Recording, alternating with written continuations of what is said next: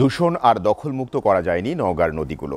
জেলা জুড়ে ১৩টি নদীর মধ্যে দূষণ আর দখলে এরই মধ্যে বিলীনের পথে প্রায় ৬টি নদী। অস্তিত্ব সংকটে বাকি নদীগুলো। প্রতিদিন দূষণ আর দখল হচ্ছে নদীগুলো। এ বিষয়ে বিস্তারিত জানাতে নওগাঁ থেকে সরাসরি যুক্ত হচ্ছেন সহকর্মী তৌহিদ ইসলাম।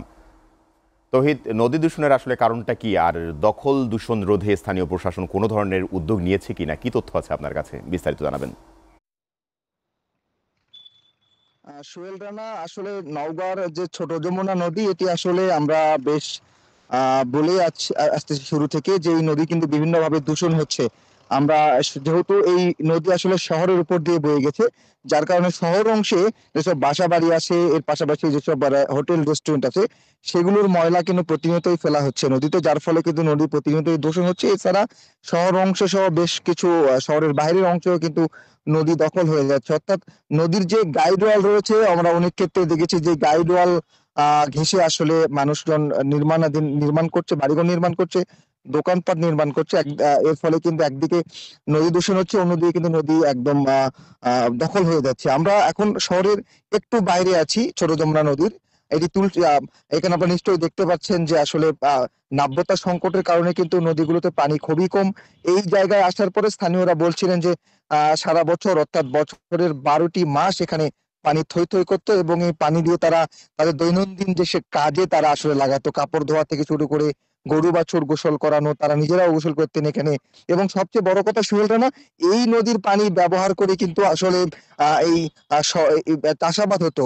এখানে ধান ধান বলেন, গম বলেন, ভুট্টা বলেন, অন্যান্য যেসব সবজি চাষ হয় সহ সারা বছরই কিন্তু এই নদীর পানি থেকে আসলে কিন্তু কৃষকরা কিন্তু এটা চাষাবাদ করে থাকেন। এই যে নাব্যতা সংকটের কারণে আসলে নদীগুলো কিন্তু দিন দিন ভরাট হয়ে যাচ্ছে, নদীর পানি থাকছে না, যার কারণে কিন্তু এই নদীর যে সুফল, এটি কিন্তু আসলে নদীর পাড়ের মানুষজন পাচ্ছেন না।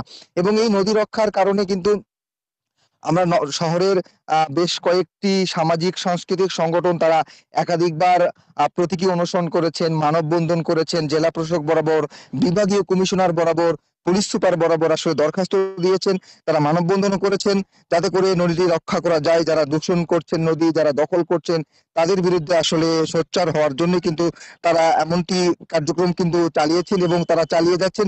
আমরা একজন নদী রক্ষা কমিটির একজন নেতার সঙ্গে কথা বলছিলাম। তিনি আসলে জানাচ্ছেন যে সারা বছরই তারা নদী রক্ষার কারণে বিভিন্ন রকম কর্মসূচি তারা পালন করে, কিন্তু আসলেও এখন পর্যন্ত কিন্তু নদীগুলো দখল মুক্ত বলেন, দূষণ মুক্ত বলেন, এটা করা যাচ্ছে না।